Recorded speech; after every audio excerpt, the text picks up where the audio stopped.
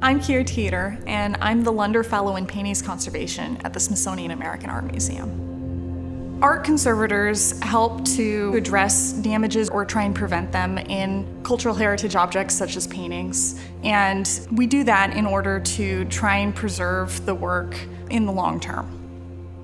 The Fighters for Freedom series is a collection of paintings by the artist William H. Johnson that depicts Black history from the American Revolution up to the Second World War. As a collection, this series has not been shown since Johnson was alive. When I first encountered the Fighters for Freedom paintings, I did a condition survey. Even though there were similarities across the series of 29 paintings, each piece needed to be assessed and treated on the individual level. The conservation took about 2 years. When approaching a treatment, you always need to take into consideration what materials the artist originally used. And when you are considering what materials you're going to use during the interventive treatment, you need to make sure they're very different from the original, so that in the future, there is a way to distinguish the two. The other thing we want to take into consideration is reversibility.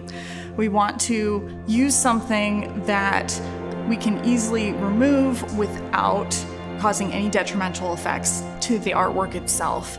For this series of work, Johnson primarily painted on paperboard, and he didn't add what we call a priming layer. So when he applied his paint, that oil was just very quickly absorbed into the board. And as a result, a lot of these paintings were appearing chalky or powdery because they were what we call underbound.